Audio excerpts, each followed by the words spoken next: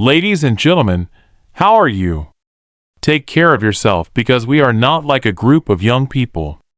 As usual, make yourself a cup of warm tea and enjoy the emotional roller coaster. He married his own mother, but what happened at the altar exceeded all expectations. No one could have predicted it. That's part of today's story. Subscribe to the channel and let us know in the comments where you are watching, and let's fly. The summer air hung thick and heavy in the small southern mining town of Willow Creek, where red dirt roads split under the blazing sun and the faint rumble of mine equipment never stopped. Dust coated the porches of weathered wooden homes, and the sweet aroma of honeysuckle mingled with the sharp tang of coal smoke wafting from the train yards. In this town, everyone knew everyone, and everyone understood their place, or so they thought. Sarah's world had always been this tight-knit black community, living in modest houses near the railroad tracks.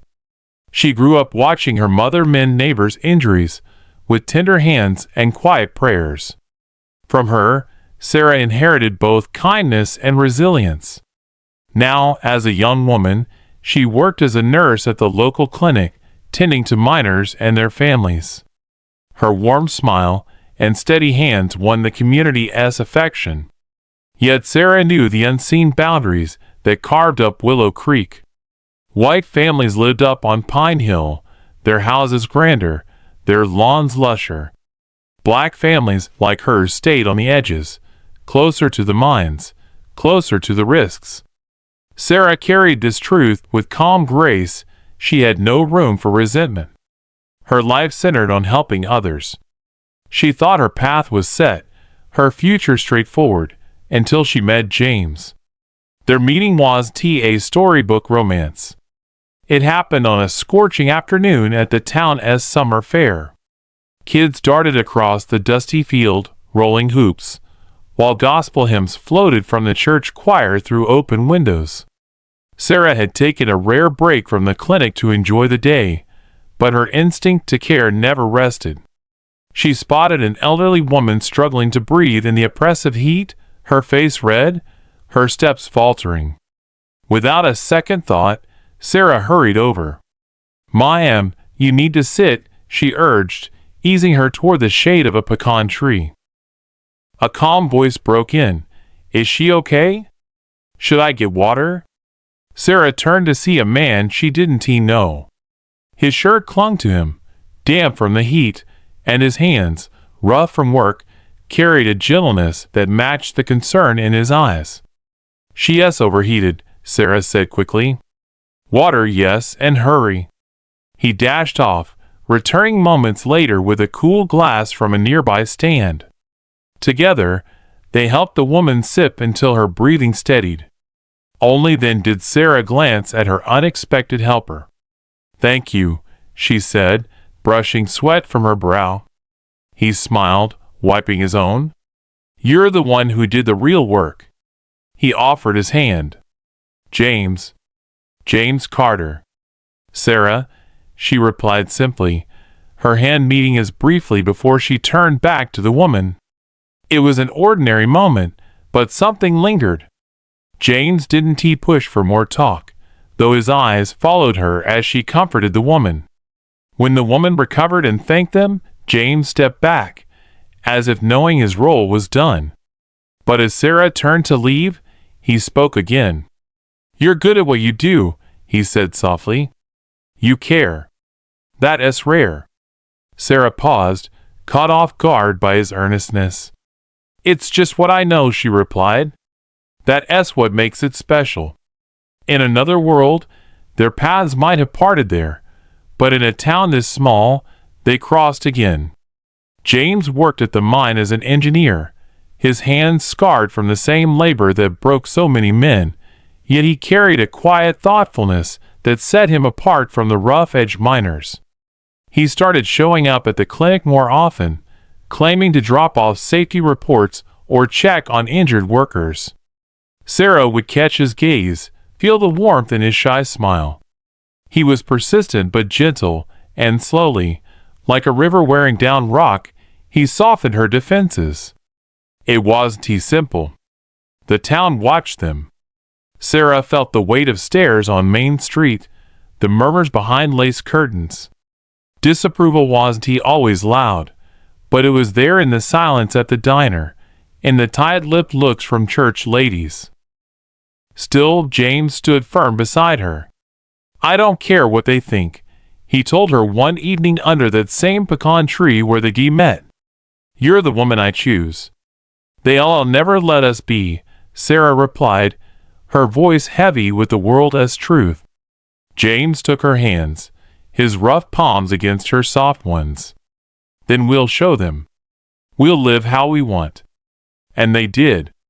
Their wedding was small, held not in the big church where Sarah's family wasn't welcome, but in her childhood backyard, thick with the scent of jasmine and open to a vast sky. Only family and a few friends came, but it was enough. On their wedding night, as they sat on the porch, James made a vow.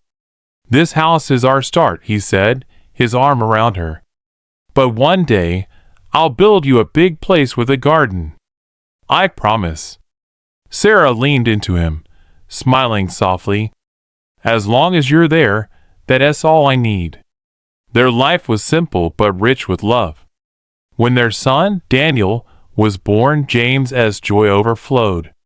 He lifted the baby high and declared, "This boy's gonna grow strong. He'll have every chance we didn't take." Daniel grew up in a home full of love and firm guidance. Sarah taught him kindness and patience. James taught him honesty and grit. But as he grew, Daniel saw the world as flaws, the sidelong glances at his parents, a black mother and white father, eyes that judged or wondered. Inside their home, though, there was peace. Sarah instilled pride in his roots, from both her side and his father's. James taught him to stand tall against bias. Years passed. James kept working the mine, but his dreams reached further. He wanted more than just getting by, he wanted a legacy.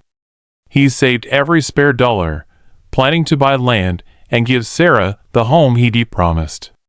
But promises, like seeds, need time to grow, and sometimes storms hit before the harvest.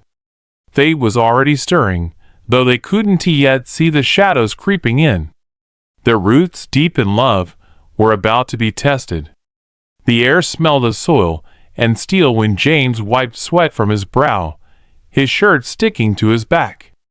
The sun pounded down, casting golden light over the rugged plot he'd bought just past the old rail tracks. The soil was rich, but the ground beneath was tough packed clay and scattered stones. Still, James worked with the same resolve that had carried him through life's trials. The land was too much an acre of dry, uneven earth with a few scrappy cedars along the edges, but James saw potential. He saw a future there. He told Sarah, maybe orchards or a small vineyard, something theirs alone. Sarah smiled at his dream, but said, "We already have everything we need. This is just icing on the cake." But James felt a man's duty. Love fed the heart, but security fed the stomach. The mine paid their bills, but he'd seen it claim too much broken bodies, ruined lungs, lives snuffed out underground. He didn't want it to be their only lifeline. This land would be their safety net. Then fate dealt an unexpected hand. On a clear afternoon, the steady thud of his shovel broke the silence as he cleared rocks and roots. He hit something solid too hard for clay. Kneeling, he brushed the dirt away, expecting a stone. What emerged glinted in the sun with a warm, muted sheen too bright, too yellow. His pulse raced. Could it be? He scooped it up, turning it in his hand, feeling its rough weight. Small but unmistakable. Gold. James's breath caught. Kneeling again, he dug deeper, fingers shaking, unearthing more tiny nuggets, like the earth was sharing a long-held secret. He sat back, chest heaving, mind spinning. Gold, real gold? Excitement surged, but caution followed fast. He'd worked mines long enough to know what gold did. It sparked greed, bred trouble, turned towns like Willow Creek into chaos. That night, he showed the nugget to Sarah. Her eyes widened as she held it, lamplight making it shimmer. "Is it?" He nodded. "Gold. On our land." Her wonder shifted to worry. "What does this mean, James?" "It means we've got a choice," he said, voice steady but weighted. "This could change everything, or it could change us." Sarah set the nugget on the kitchen table and covered his hand with hers. "What do you want to do?" He thought long before answering. "We keep it quiet. If folks find out, they'll come for it. I've seen gold rushes, greed tears people apart. This land is our future, but only if we're smart. We tell no one. Not even Daniel. Not yet." Sarah's fingers tightened around his. "Then we bury it in our hearts and decide its purpose together. But promise me," James promised, "the gold won't come before our family." His eyes met hers, and he squeezed her hand. "I swear it never will." So the secret was locked away. They agreed the gold would be their backup, nothing more. When the time was right, they'd use it for Daniel's future. Until then, they lived as if it didn't exist. The nugget was stashed, and James kept tending the land like nothing had changed. But it had. They both felt it, a golden thread woven tight through their days. Daniel grew under their love, unaware of their secret. James taught him to chop wood, fix fences, and treat every man, rich or poor, black or white, with respect. Sarah taught him the strength of kindness, the power of patience, the value of honor. But Daniel was sharp-eyed. He caught the hushed moments, the quick looks his parents shared when they thought he wasn't watching. He overheard snippets, whispers of something hidden, something valuable. One summer evening, as the sky blazed orange, Daniel heard James say something that lodged deep in his young mind. "It's our family as safety, our future, but not yet. Not till the time is right." Future coiled around Daniel's curiosity like a vine. He didn't know what it meant, but it felt big, something his parents kept from him. Years rolled by, and James's land stayed untouched by the gold beneath. He kept his vow to Sarah, family first, always. They lived simply, comfortably, without excess. But the mine, as James had feared, grew crueler. Accidents piled up, the air below thickened with dust that clawed at his lungs. He grew quieter, his cough sharper, his body slower, but he pressed on men like him always did. Daniel was in his late teens when the first rift opened between him and his father. "You're killing yourself in that mine," Daniel said one night, watching James rub his sore back by the fire. "You don't have to. I know you and Ma are hiding something.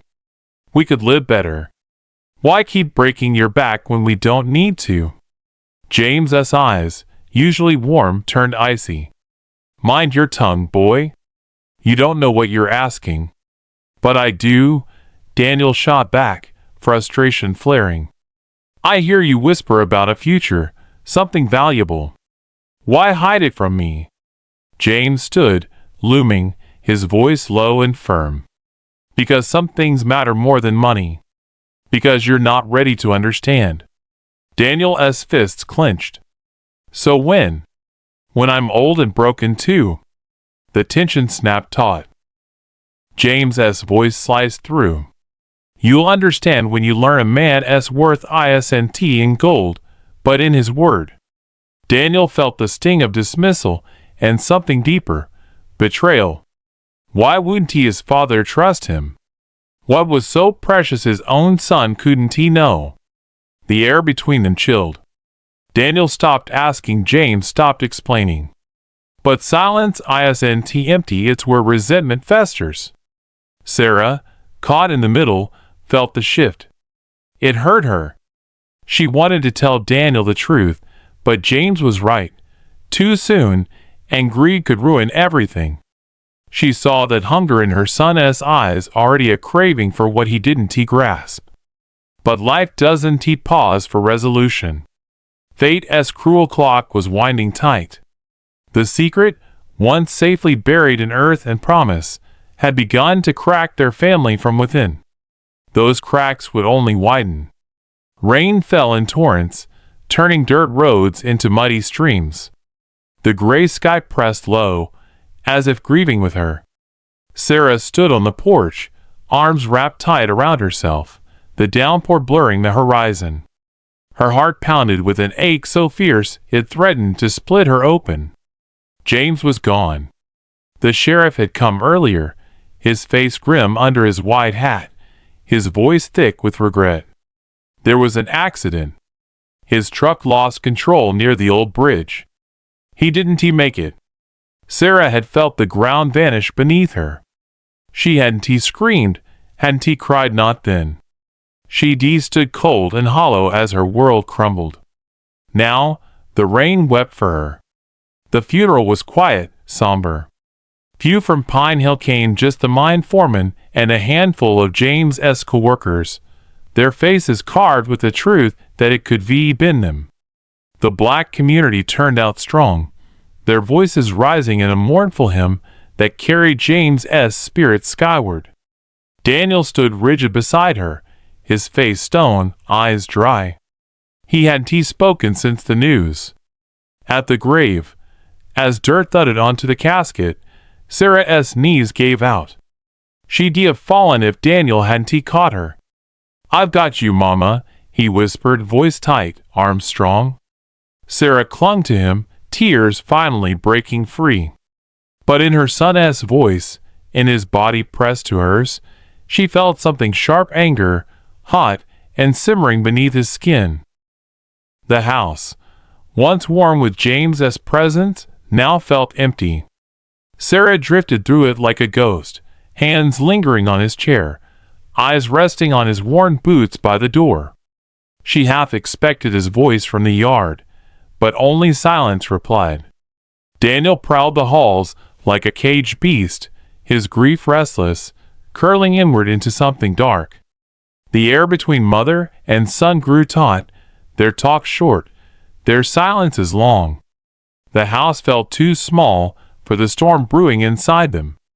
The first real clash came weeks later. Sarah was wiping down the kitchen counters when the back door slammed. Daniel's boots stomped across the floor, his face flushed, chest heaving. "Mama," he said, voice tight as wire, "I need to know." She didn't turn. "No, baby." "You know what?" he snapped. "The gold? The land? What are you hiding?" Sarah's hand froze mid-wipe. She turned slowly, meeting his eyes. "Mark, don't mark me," he cut in, voice rising. "I heard you and Daddy whisper all these years. I know there's something. Now he has gone, and you're still keeping it from me. Why?" Sarah's heart clenched. "Because it's not about the gold," she said firmly. "It never was. Your father didn't want you chasing something that could ruin you." Daniel's eyes flared. "Then why keep it secret if it was important? Why hide it from your own son?" She stepped forward, voice soft but steel-edged. "Because we wanted you to grow up knowing a man's worth isn't what's in his pocket, but what's in his heart." Daniel's fists balled. "That's easy to say when you're holding the keys to something that could change our lives. Don't you get it, Mama? We don't have to live like this. We could be free of all this struggle." Sarah's voice cracked like thunder. "We were free." She stepped closer, finger jabbing the air. "We had everything that mattered: love, family, honesty. That was your father's legacy." Daniel's face twisted, his voice icy. "And now he is dead, and all you've got is an empty house and pretty words." The silence that followed choked them. Sarah's face hardened, her grief forging something unbreakable. "Your father trusted me with that secret, and I'll keep it till I die if I must. You think gold is power? Real power is knowing when not to use it." Daniel's jaw tightened, eyes blazing. Without a word, he stormed out, the screen door slamming shut, rattling the windows. He didn't come home that night. He spent it under the pecan tree where James had proposed to Sarah, the stars cold and distant above, the ground hard beneath him. His father had always been a puzzle so full of love, yet so guarded. Now he'd taken his secrets to the grave, and Daniel felt shut out, a stranger in his own family's story. He stared into the dark, teeth gritted. He wasn't a kid anymore. If his mother would tell him, he'd find out himself. The rift between Daniel and Sarah widened. She felt his absence even when he was there, the way he dodged her gaze, the curt replies. It broke her heart, but she held firm.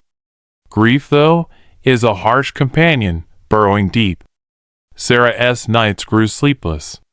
She'd wake to James's ghost voice, or the crushing silence where he should be been. Her appetite faded, her frame thinning. Then came the dreams James on their land, face half-shadowed. Watch over him, he'd say, voice faint and odd. He's on the wrong path. She'd wake sweat-soaked, his warning heavy on her chest. Daniel, meanwhile, searched quietly at first, poking around the land's edges, turning stones, probing with a shovel. He knew James bought it for a reason. He was sure the gold was there. When not digging, he read prospecting books, area maps, anything for a clue. His hands blistered, nails cracked with dirt, but he found nothing. The land guarded its secret. The breaking point came on a stormy night. Thunder woke Sarah. Through the window, she saw a flicker on the property's edge. Grabbing a coat, she stepped into the rain, soaked instantly. In the field, she found Daniel clothes drenched, face streaked with mud, digging furiously by lantern light, the earth a mess of trenches and roots. Daniel, she shouted over the wind. What are you doing? He didn't stop, shovel biting the ground. I know it's here. He yelled, voice raw. I know you're hiding it. Sarah, pale with shock and fury, stepped into the pit, rain streaming down her face. Stop this! She screamed, her voice breaking with more than anger, heartbreak. Daniel spun to her, chest heaving, face twisted. Why wouldn't you just tell me? Her voice dropped, trembling with grief and resolve. Because your father wanted better for you than this. She waved at the mud, the ruin, the madness in his eyes. He wanted you to be more than a man chasing gold. The shovel slipped from his hands, clattering on stones. His knees hit the mud, the fight draining out. His voice broke to a whisper. He has gone, Mama, and I don't know how to fix the hole he left. Sarah's anger melted into sorrow. She sank beside him, hands cupping his face. Baby, she whispered, you're not supposed to fill it.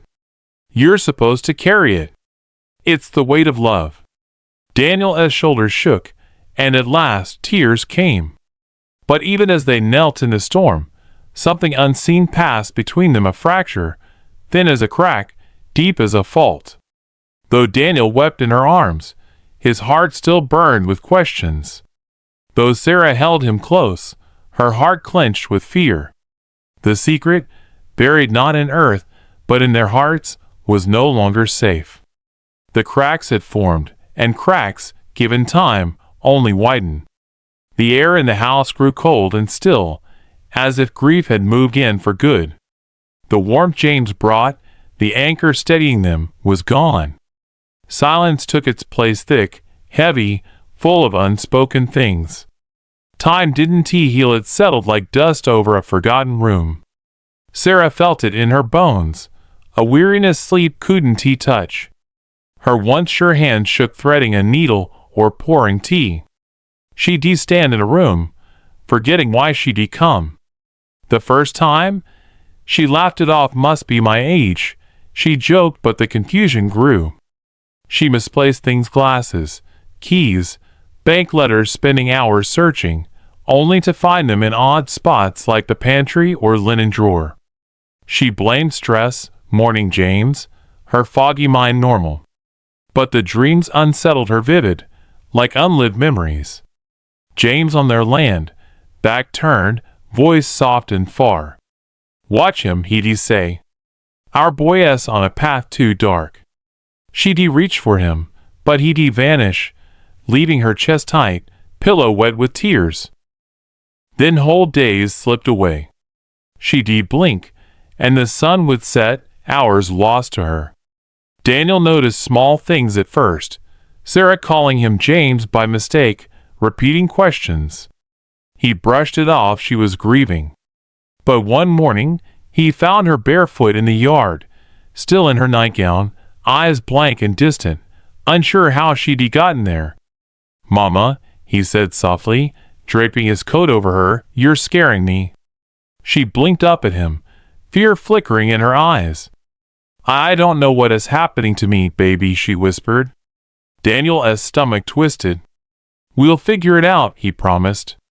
I'll take care of you. But a darker thought stirred. If she forgets everything, will she forget the gold? The distance and tension after James's death softened under her illness.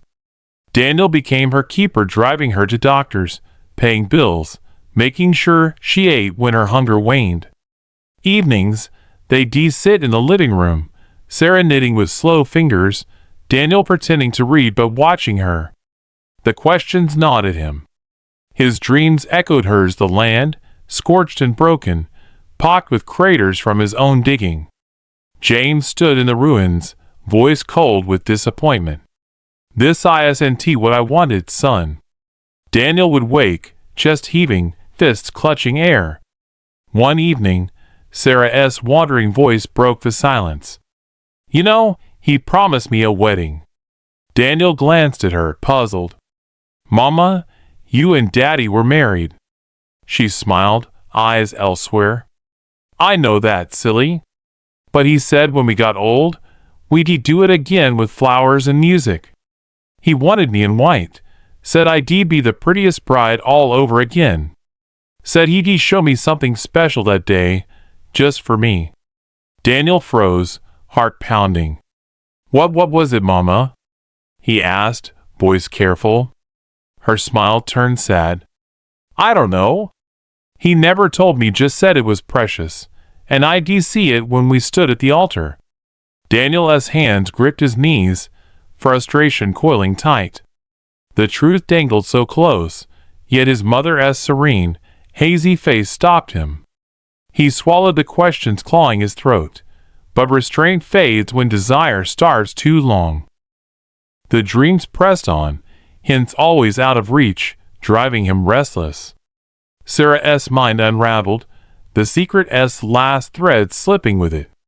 He began searching the house casually at first, then feverishly. Drawers, closets, the attic, anywhere James might be left a clue. In an old trunk by the bed, he found James's journal. He flipped through, breath shallow, but it held only mind notes, land sketches, calculations, no gold. His patience frayed to nothing. One night, he overheard her from the hall. Her bedside lamp glowed, her soft voice distant. You're so handsome, Jimmy, she said to the air. I can't wait to see the dress you picked. I know you said you'd show me the secret when we're at the altar.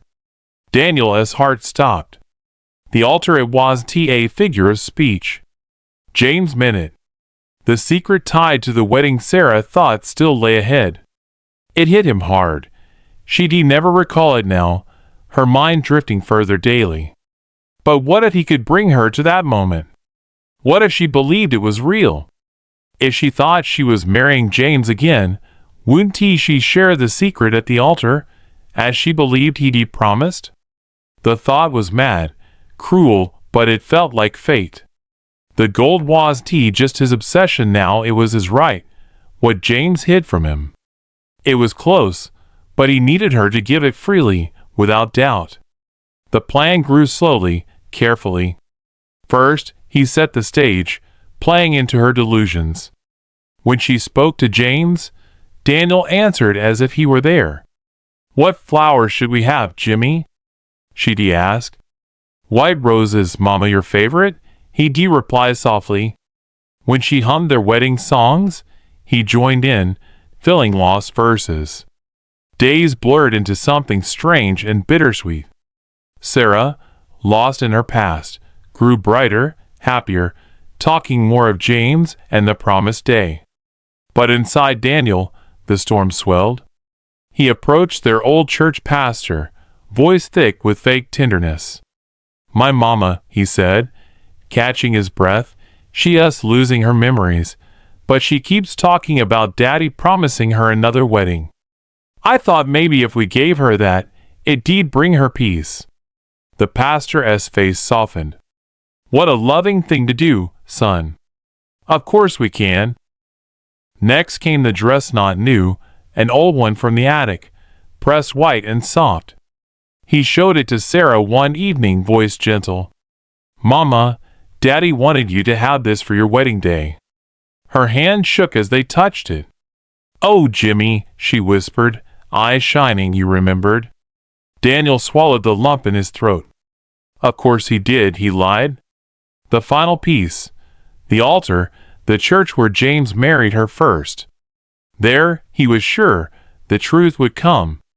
As the day neared, Sarah's excitement was childlike, pure. She spoke often of how proud James would be. She didn't know what awaited. Daniel told himself it wasn't cruelty, it was destiny. The night before, he sat alone in his room, the weight of his life pressing on his chest. James's voice haunted him in the dark. "This isn't what I wanted, son." Daniel clenched his fists. "You didn't want me to have it," he whispered to the shadows, "but I deserve it." His voice cracked, bitterness and grief bleeding together. "I'm doing this for us, for her, for the family you left with nothing but questions." The silence offered no reply. In the next room, Sarah dreamt, and in her dreams, James smiled sadly. The sun rose on the false wedding day. Bells would ring, vows would be spoken, and Daniel would have his truth, but the truth would cost more than he could fathom. Morning light bled soft amber through thin curtains as Sarah stirred, frail hands on white sheets. The house, silent but for the wind whispering through trees, seemed to hold its breath. In the next room, Daniel sat on his bed's edge, fingers locked tight, knuckles pale, heart thudding, counting down to the moment he'd built over weeks. Today, his plan would unfold. He'd rehearsed it all, the church, the dress, the vows crafted to pull Sarah into the fragile illusion she lived in. She dwelled more in memory than reality now, and he'd use that to guide her to the altar, where James promised the secret. Now she'd reveal it instead. The lie sat cold inside him, but he justified it, not cruelty but closure. She craved one last moment with James, he craved the truth. This was the only way. A soft knock on her door, his voice steady, warm, a mask hiding the cracks. "Mama, you awake?" Her reply came small but bright. "Come in, sweetheart." He entered to find her sitting up, hair brushed, eyes soft with a dreamer-esque glow. "Did you sleep well?" he asked gently. She smiled, a secret in her eyes. "I dreamed of him. He was waiting under the pecan tree. He said today is the day." Her voice held fragile certainty. "Is it, baby? Is it today?" Daniel's throat tightened. He knelt by her, taking her hand, pressing it between his. "Yes, Mama. Today is the day." Her cloudy eyes shimmered with tears. "I knew he wouldn't forget. I knew."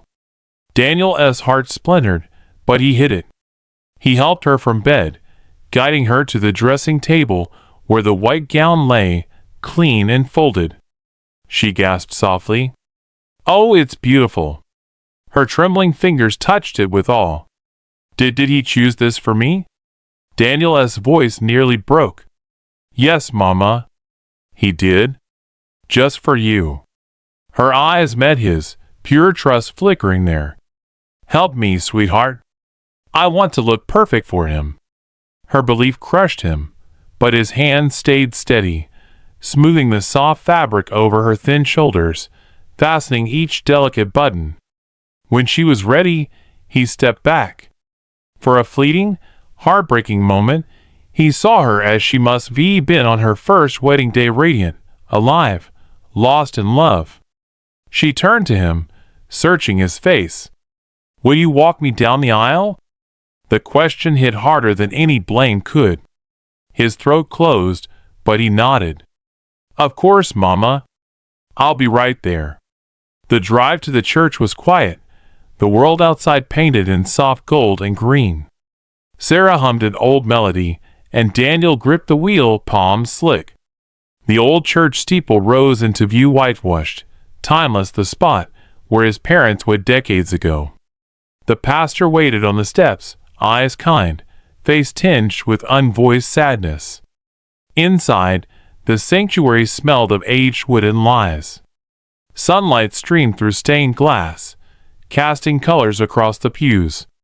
A small crowd, neighbors, old friends, stood hushed as Sarah entered, arm in Daniel's. Whispers floated like petals. She looks beautiful, someone murmured. What a gift her son's given her. Daniel didn't hear. His heart pounded, every step to the altar tightening a cord around his chest. Sarah's hand trembled in his, but her face glowed with joy, eyes fixed ahead, seeing not the pastor, not the empty space, but James waiting. The pastor's gentle words welcomed them, his voice warm, reverent for the moment he thought he was shaping. We gather today to witness a vow time can't erase, a love that endures beyond this world. Sarah's lips parted in a soft smile, her face tilting as if hearing a whisper only she knew. Oh, Jimmy, she breathed, you kept your promise. The pastor spoke the vows, voice threading the quiet air. Sarah, do you take your beloved in heart and spirit to walk with you forever? Her reply was clear, sure. I do. Daniel's pulse raced, throat dry, palms clammy. This was at the altar promise. He barely heard the pastor turn to him. And Daniel, as you stand witness to this vow of everlasting love, do you pledge your heart to carry their legacy? His voice, tight and cracking, slipped out. I do. Then Sarah turned to him, her son, her heart reaching to touch his face, fingers brushing his cheek as if wiping away time. Oh, sweetheart, she said softly, her voice chilling him with gentle knowing, you never had to do this for me. His breath hitched. Mama, but she went on, gaze steady, impossibly clear. You wanted a secret. I know. I've always known. The world stopped, the church, the pastor, the guests fading to the edges. Her voice pierced his chest, pulling his ribs apart. You thought he'd tell me at the altar. But baby, you don't understand. Her hand, still on his face, trembled with tender sorrow. The secret wasn't the gold. It was you. His heart thundered, confusion crashing over him. Mama, I don't. Her eyes, soft and full of love, cut through him. He didn't hide the gold to keep it from you.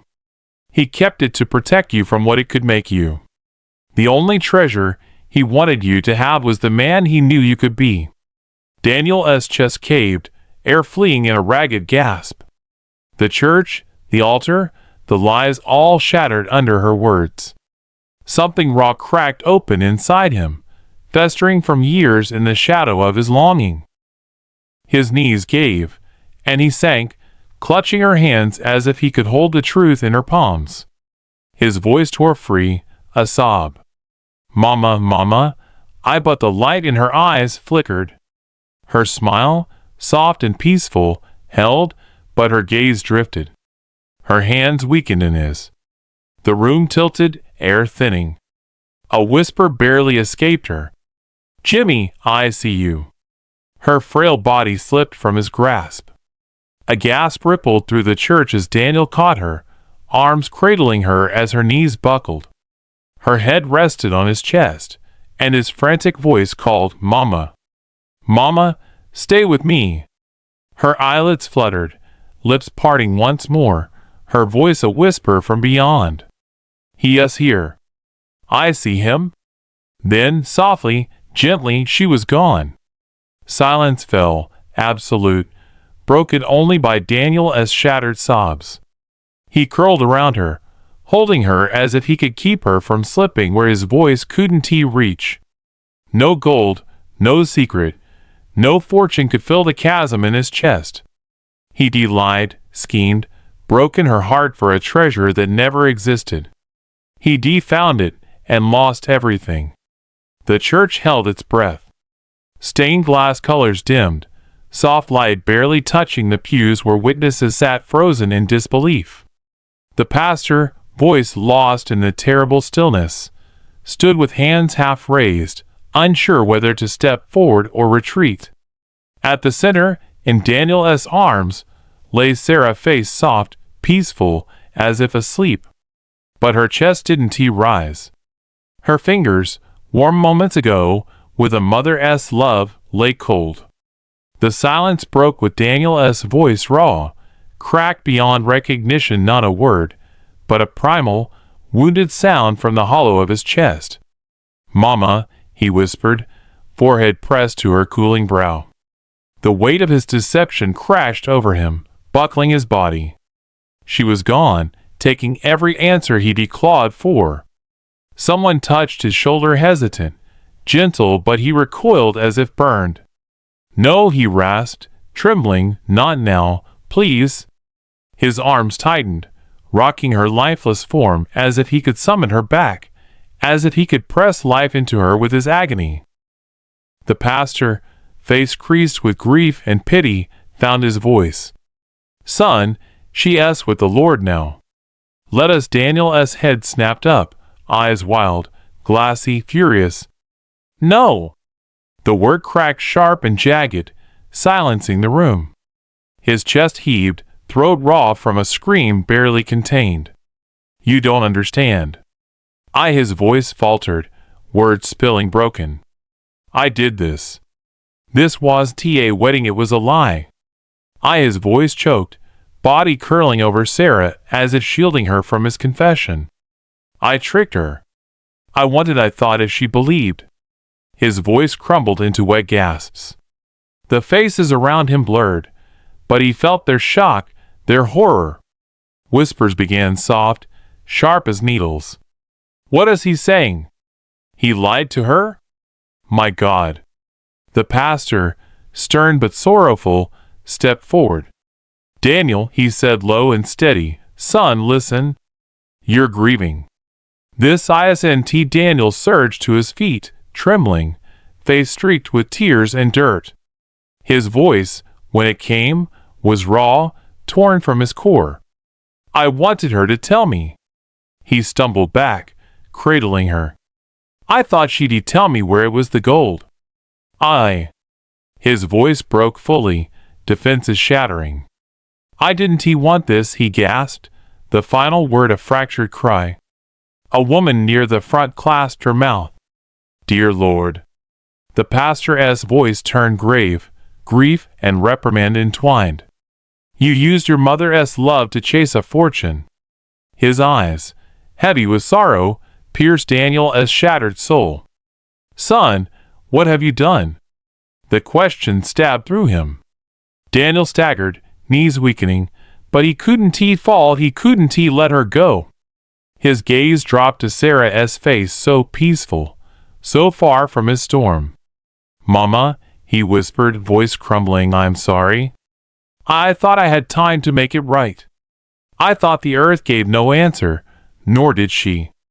Hands gentle, prying, tried to ease him from her. The pastor's voice, soft but firm. "Let us take her, son. Let her rest." Daniel's body locked, arms tightening, a feral refusal forming. But her stillness told him the fight was lost. Slowly, as if the air were glass, he loosened his grip, hands trailing from her, fearing to lose her last warmth. Then she was gone, lifted, borne down the aisle where he walked her. The silence cut sharp, like life's absence. His knees hit the floor. Before the altar he defiled with lies, he broke. The sound wasn't he human, stripped of words, born from grief's marrow. His fist struck the ground once, twice, until his knuckles split, until the wood bore his blood, until he felt only the cavernous ache devouring him. The church emptied slowly, the crowd fleeing the ruin they'd seen, their whispers trailing him like shadows. His own mother for gold. The poor woman. Daniel heard none of it, only her voice, soft, eternal. You never had to do this for me. The pastor, a solemn sentinel in the wreckage of a sacred moment, broke the silence, voice low and final. You've lost more than gold today, son. You've lost the only treasure that mattered. The words didn't cut, they found a hollow already collapsed. Daniel's body, spent and broken, folded under his ruin. The church, ancient witness to vows and prayers, stood silent, holding his sorrow in its unforgiving walls. Outside, the sky wept. The earth felt cold beneath his knees. The scent of rain, wood, and lies thick in the air. The last echoes of the fall ceremony rang hollow, mocking. Daniel stayed on the empty church floor, folded into himself, fists bloody from pounding the planks. Tears had run dry, leaving his face stiff with salt, throat hollow from screams that stripped him bare. Sarah was gone, and he was alone in the ruin he'd made. The silence pressed thick, suffocating, but within it, he heard everything: the crowd's whispers of disgrace, the pastor's heavy condemnation, and above all, Sarah's final words. You never had to do this for me. Each syllable twisted inside him a blade. He forged himself. He thought he chased gold. Instead, he torn his family's heart out and stood alone with the ashes.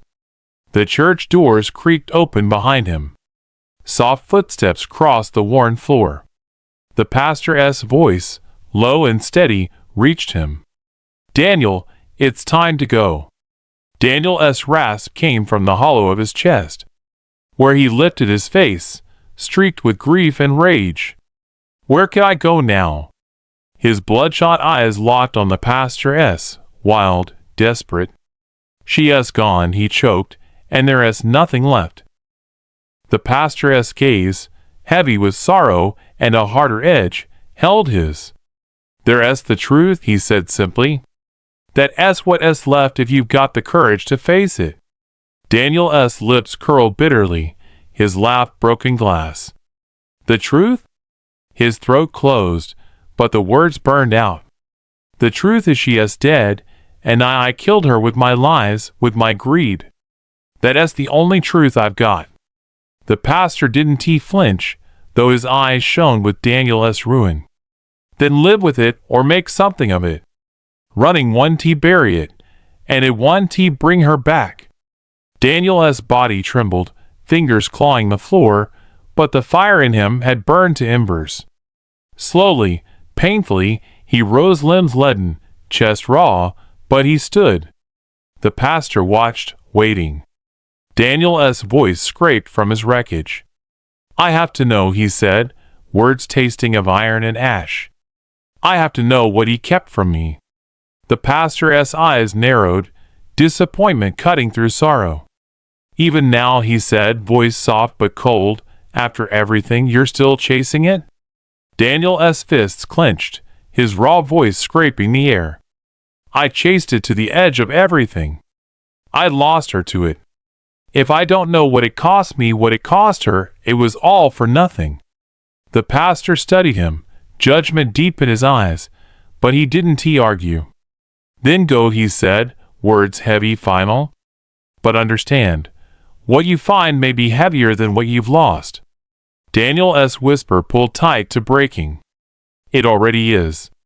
The sky wept as he left the church, rain cold against his skin, washing blood from his hands, but not the stain from his soul. The town shrank from him as he passed, faces turning away, their silence a sharper verdict than words. He felt their scorn, their disgust, but nothing touched the hollow inside. Nothing could. The house waited, dark and still, its windows blank eyes in the storm. He entered without lights, shadows fitting him like skin. The air was thick with absence, rooms ringing with her ghost, the chair where she rocked, the kitchen where her humming once wove through.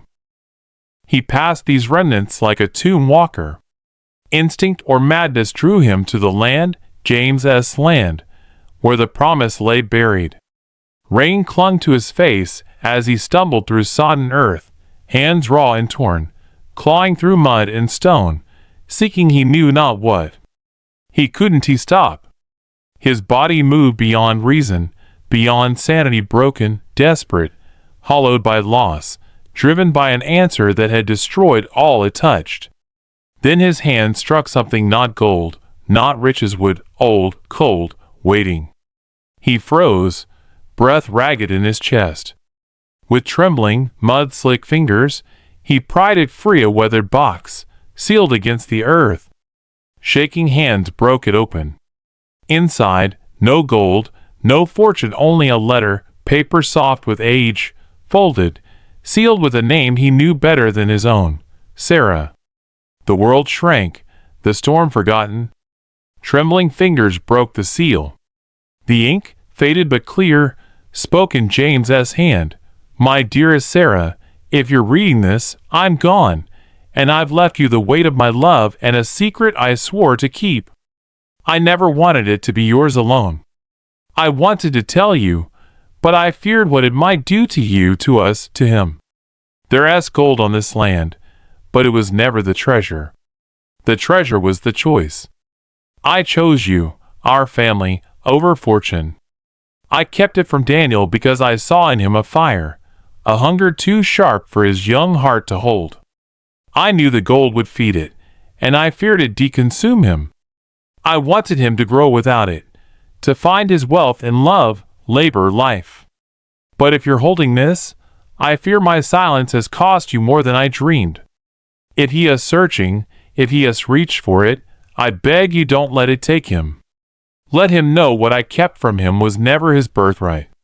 His birthright was you, the man he could become, not the gold he could claim.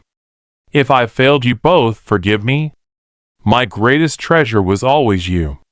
Yours forever, James. The paper slipped from Daniel's hands. His body emptied, shattered, folded into the earth. His father's voice, his mother's sacrifice, his own ruin crushed him till he could bear no more. The sob that broke tore through the storm. For the first time, he felt it, the full weight of his deeds. James's love, Sarah's trust had been the treasure, and he burned it to ash. The gold wasn't he, the curse he was. The rain fell cold, relentless, but couldn't he cleanse him? There was no penance, no absolution, only the raw wound of a truth he couldn't escape. In his father's final words echoed the only sentence that mattered. You've lost more than gold, you've lost yourself. The rain stopped, but the sky stayed heavy, thick with the storm's weight. The torn earth seeped water like a wound. Daniel lay still in the mud, spent, hands caked with dirt and blood, the letter clutched to his chest. Silence stretched vast, broken by his ragged breaths. He felt hollowed out, and in that void echoed every choice he made, every life it cost. James's words burned, each line a deeper cut. The gold wasn't his birthright, his mother was, the family they built, the love they offered. That was the treasure, and he raised it chasing shadows. He buried Sarah not in a grave, but under his greed, losing the only thing truly his, her trust. Dawn's pale light seeped over his ruined world. He didn't move for hours. When he rose, it wasn't with purpose, just the broken motion of something still alive, because it hadn't died. His knees shook, body aching, but he walked back to the house. The old steps creaked as he crossed the threshold, the door groaning open. Inside was silent, soulless. Her cooking as scent was gone. The rooms, once warm, were a hollow shell of a life he detorched. His eyes drifted to her chair, empty, still, an afghan folded neatly, waiting for her. But she'd never return. He'd ensured that. His knees gave, and he sank to the floor with cold against his skin. Sobs built, caught in his throat, raw and strangled. What escaped was neither grief nor rage, but something shattered between. He pressed his forehead to the ground and prayed, not for gold, not for fortune, but forgiveness. No answer came. Time blurred. Day's light crawled across the floorboards, fading to evening as dimness. He stayed fallen, crushed by his ruin. A knock, soft, sharp, pierced the stillness. Daniel flinched, body stiff, turning slowly. He didn't rise, he couldn't. The knock came again. Daniel. The pastor's voice, familiar, low, carried a rough edge. Daniel didn't reply, but the door creaked open. The pastor stepped in, eyes sweeping until they found Daniel, crumpled and broken. "You've been here all night," he said quietly. Daniel's rasp came from his chest's depths. The word collapsed. He tried again. "I read it." His fingers clenched the crumpled letter. "I read what he wrote." The pastor watched, and Daniel's throat tightened till he choked on the answer. His whisper broke free, stripped bare. "I was wrong." His head bowed, forehead to the floor. "I was so wrong." The room held his words in silence, letting them fall like stones into the abyss between what was and what couldn't be. The pastor's voice, steady but rough, followed. "Truth comes late sometimes, but it's here." Daniel's cracked voice tore free. "It's too late." His chest heaved, words gasping out. "She's gone. She's gone, and she knew what I was, and the sob broke, raw, helpless. I can't undo it." The pastor stepped forward, boots creaking, and knelt beside the wreck of a man who burned his own home. He didn't touch Daniel, didn't pull him from his ruins, just spoke. "No," he said, low and firm. "You can't undo it." The words fell heavy, unflinching. "You can't bring her back, and you can't change what you did." His eyes, when Daniel met them, were sharp, unyielding. "But you can decide what you do with it, whether you let this be your grave or make something of it." Daniel's body trembled, eyes wide, hollow with grief. "How?" he whispered, barely a breath. "How do I make anything from this?" The pastor's voice held steady, weighted with loss as truth. "By carrying it. By letting it break you because it should. But not so you stay broken, so you know what it cost, so you never forget." Daniel's chest heaved, his raw voice barely holding. "And if I can't?" The pastor's gaze didn't waver. Then it was all for nothing. The silence was empty, full of the sharp, cold choice before him. At last, with shaking hands and a heart barely beating under its load, Daniel moved. He pressed the letter, creased, dirted, sacred, to his chest. His whisper broke the stillness. "I'm sorry." His eyes lifted to the pastor's, rawness bearing him. "I'm so sorry." The pastor didn't reply with words. He reached out, hand firm on Daniel's shoulder, a touch with no absolution, only shared grief as weight. The path wouldn't be easy, no simple redemption. But there was a path. Daniel, crushed and broken, chose to rise. The cost of gold had been everything, the cost of forgiveness would be more. He'd pay it every day of his life. 20 years later. The sun dipped low over Willow Creek, painting the sky in hues of amber and rose. The small southern mining town had grown in 2 decades, its red dirt roads now paved in stretches, the hum of the mines quieter as new industries crept in. Yet the air still carried the faint tang of coal smoke, mingling with the sweet bloom of honeysuckle that climbed the fences of weathered homes. At the edge of town, where the old rail tracks curved into the distance, stood a sprawling estate, a white house with wide porches and a garden bursting with color, surrounded by acres of orchard and vineyard. This was the Carter place, and it belonged to Daniel Carter. 20 years had carved lines into Daniel's face, his hair now streaked with silver, but his eyes, once wild with desperation, held a steady warmth, tempered by time and hard-earned peace. At 47, he was a man of means, one of the wealthiest in the region. The land his father, James, had bought, the same land that once hid gold, had yielded more than nuggets. Daniel had turned it into a thriving business. Orchards of apples and peaches, a vineyard producing wine sold across the state. The Carter name was known now, not for greed or ruin, but for generosity and grit. He stood on the porch, hands resting on the railing, watching the last light fade over the rows of vines. Behind him, the house glowed with life.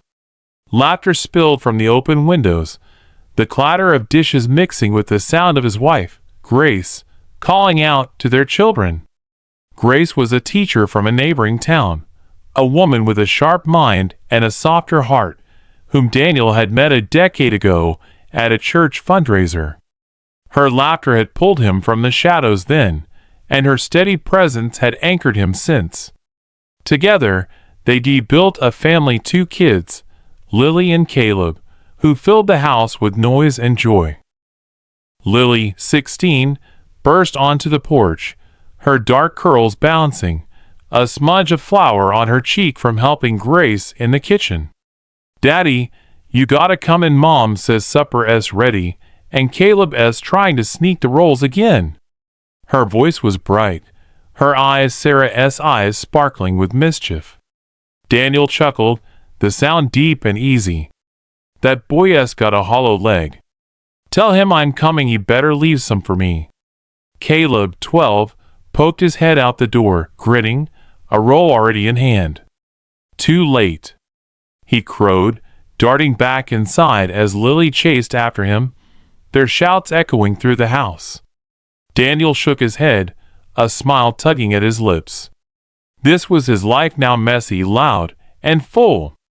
A life he'd never dared dream of in the years after that false wedding, when grief and guilt had hollowed him out. He turned back to the horizon, the weight of memory settling briefly over him. Sarah was gone 15 years now, buried beside James in the churchyard, and yet she was here, in the lessons he lived, in the children he raised. Inside, the dining room was warm, the table laden with fried chicken, mashed potatoes, and greens Grace had picked from the garden that morning. The kids settled into their chairs, still bickering playfully, while Grace slid into her seat beside Daniel, brushing his hand with hers. "You were out there a while," she said softly, her hazel eyes searching his. "Everything okay?" He squeezed her hand, nodding. "Just thinking. Good thoughts, mostly." She smiled, knowing the shadows he carried, and let it be. Supper passed in a blur of chatter, Lily recounting a school project, Caleb begging to ride the tractor tomorrow. Daniel listened, adding a word here, a laugh there, but his mind drifted to the past. 20 years ago, he'd left that church a broken man, clutching his father's letter, vowing to carry the truth Sarah died to give him. He hadn't touched the gold, he'd buried it deeper, leaving it as James intended, a secret, not a prize. Instead, he'd worked. First at the mine, then on the land, turning sweat into something real. The wealth came slowly, then all at once, but he never forgot what it cost to stand where he did. After supper, the kids cleared the table while Grace brewed coffee. Daniel stepped into the living room, where a framed photo of Sarah and James sat on the mantel, young, smiling, arms around each other. He touched the frame, a ritual of sorts. I'm trying, Mama, he murmured. I hope you see it. Lily's voice broke his reverie. Daddy, can we go to the orchard tonight? Caleb says he saw fireflies last time. Daniel turned, smiling. Sure, sweetheart. Grab your brother, let us take a walk. The night air was cool, the sky a deep indigo pricked with stars. The orchard stretched before them, rows of trees heavy with late fruit, their leaves rustling in the breeze. Fireflies blinked like tiny lanterns, and Caleb raced ahead, trying to catch them in his hands. Lily walked beside Daniel, quieter now, her energy softening into something thoughtful. Daddy, she said after a moment, how do you get so good at all this? The orchard, the vineyard, everything? Daniel glanced at her, seeing Sarah in her curiosity, James in her steady gaze. Hard work, mostly, he said. But it's more than that. It's about knowing what matters. I learned that from your grandma and grandpa. Lily tilted her head.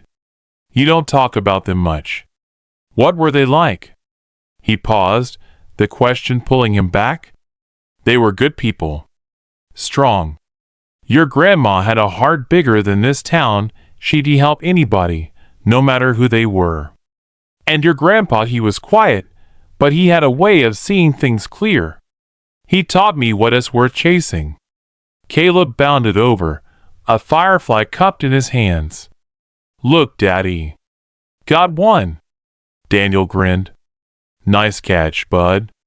Let it go, though they're meant to fly. Caleb opened his hands, watching the light blink away, then looked up. Did Grandpa teach you that too? Daniel laughed. Not exactly, but he'd have liked it. He believed in letting things be what they're meant to be, not forcing them into something they're not. They walked on, the kids darting through the trees, Daniel trailing behind.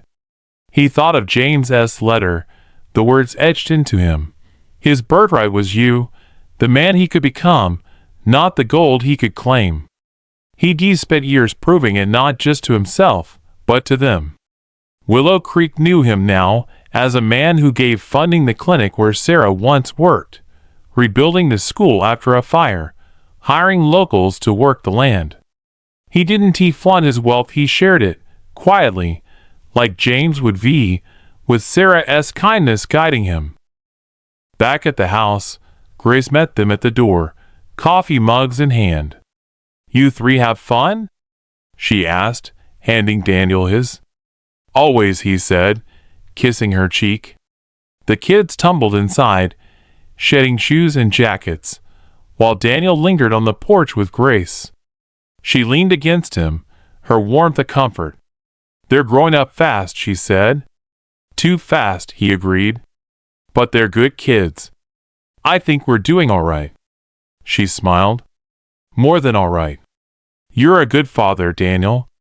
They've got your heart, and your parents too.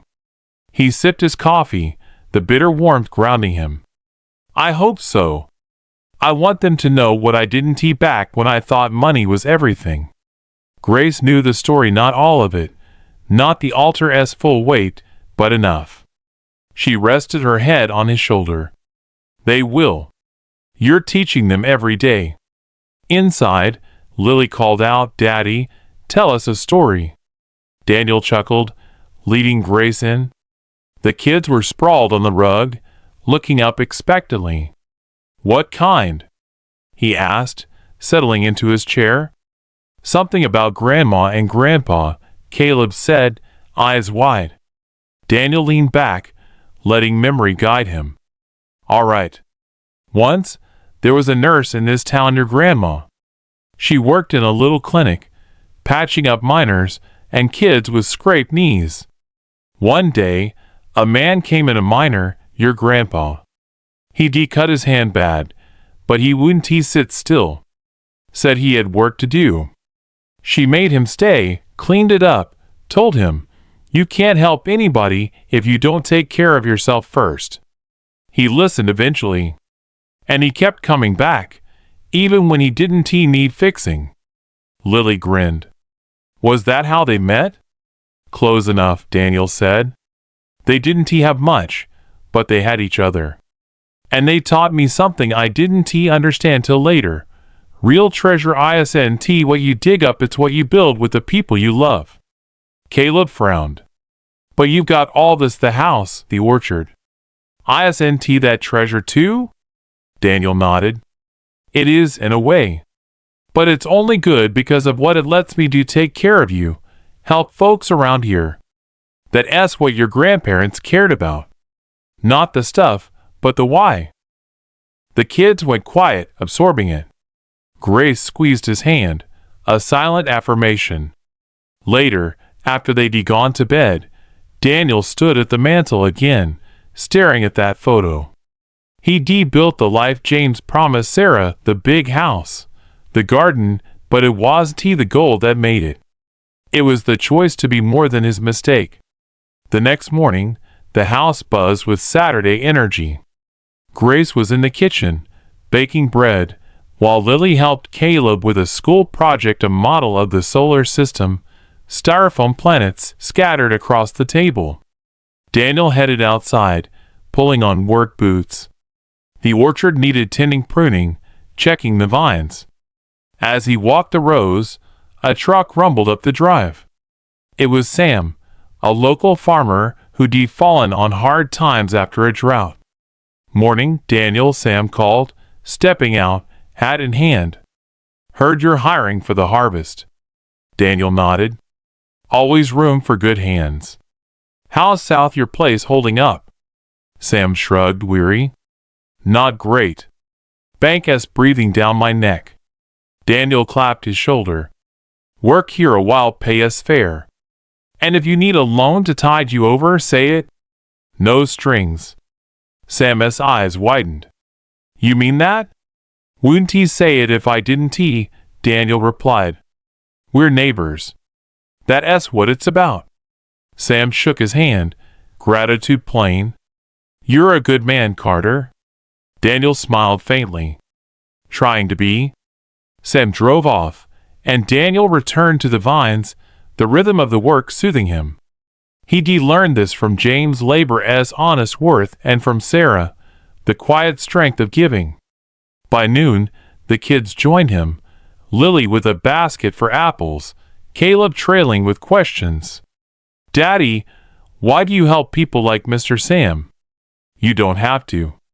Daniel plucked an apple, handing it to Lily. Because I can. Your grandma used to say kindness is like planting a seed, you don't always see it grow, but it does. And your grandpa, he believed a man is measured by what he leaves behind, not what he keeps. Caleb squinted up at him. So you're planting seeds? Something like that, Daniel said.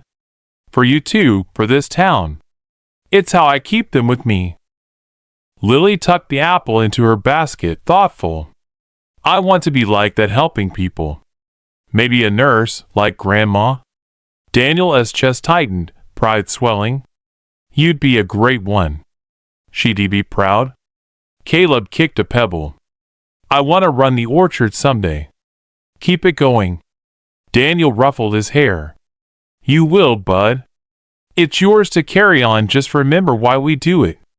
They worked together, the sun climbing high, laughter blending with the rustle of leaves. This was his redemption, not erasing the past, but building over it, brick by brick. That afternoon, a letter arrived, unexpected, official looking. Grace handed it to him at the kitchen table, brow furrowed. From the State Historical Society, she said. Daniel opened it, scanning the words. They'd found records of gold traces in the region, tied to old mining claims, and wanted to survey his land. His stomach dropped, the past surging back. Grace watched him. What does it say? He set it down, voice steady. They think there might be gold here. Want to check? Lily, nearby, perked up. Gold? Like a treasure hunt? Caleb's eyes lit up. Can we dig for it? Daniel forced a smile. Not this time, bud. It's just talk. Grace tilted her head, sensing more. You okay with them coming? He met her gaze, the truth a quiet ache. Yeah. Let him look. Won't he change anything? That night, alone in his study, he pulled James's letter from a locked drawer, creased, worn but sacred. He read it again, the words a tether. I chose our family over fortune. Wouldn't he dig up the gold? It was his to claim, not then, not now. The survey came and went. They found traces, confirmed it, offered a deal. Daniel declined, polite but firm. This land is for growing, not mining, he told them. The story spread. Willow Creek buzzed with whispers of the Carter gold, but Daniel let it fade, focusing on what mattered. Months later, at the town's harvest festival, he stood with Grace and the kids, watching Lily hand out apples to kids, Caleb racing with friends. The pastor, older now, hair white, approached, nodding approval. You've done good, Daniel, he said. Your parents would see it. Daniel swallowed, the weight of that night 20 years ago still there, but lighter. I hope so. Took me a while to get here. The pastor clapped his shoulder. Worth the wait. As dusk fell, Daniel gathered his family under the pecan tree, Sarah and James's tree. He pulled Lily and Caleb close, Grace beside him. Listen up, he said, voice low, firm. Life is gonna throw you hard things, choices that'll test you. Your grandparents taught me this. Don't chase what shines. Chase what lasts, love, family, doing right by people. That's your treasure.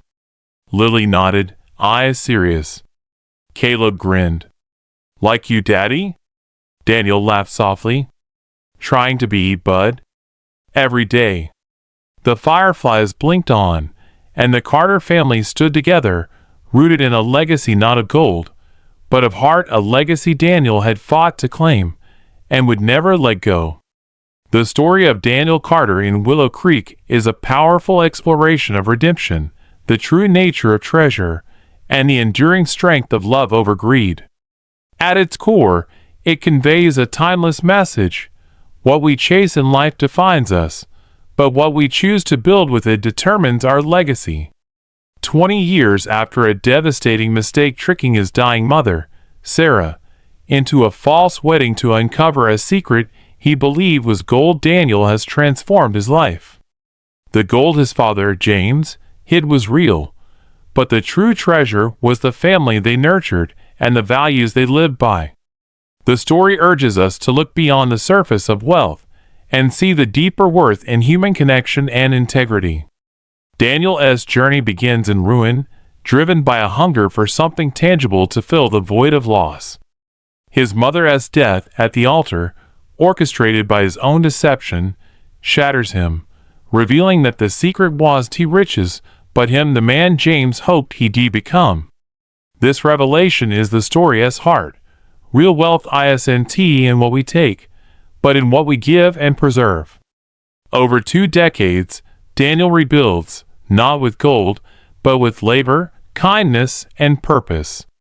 He turns the land into orchards and vineyards, becoming a pillar of Willow Creek not for glory, but to honor his parents' lessons. His wealth funds schools, clinics, and neighbors in need, proving that prosperity shared is prosperity earned. To his children, Lily and Caleb, he passes down Sarah's compassion and James's clarity. Chase what lasts, love, family, doing right, not what shines. The gold remains buried, a symbol of temptation rejected, while the life he builds with Grace and their kids becomes his true legacy. The story whispers a warning against greed as hollow promise, but it sings louder of redemption as possibility. Daniel's transformation shows that even from our darkest failures, we can grow something enduring if we choose to carry the weight of our mistakes and let them shape us for good. Ultimately, this tale reminds us that life's greatest treasures are intangible: trust, forgiveness, and the bonds we forge.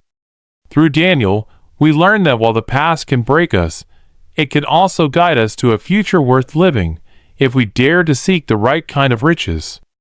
If you enjoyed this story, subscribe for more powerful tales. Share it with friends to keep the conversation alive. And check out our other videos, you might find your next favorite waiting.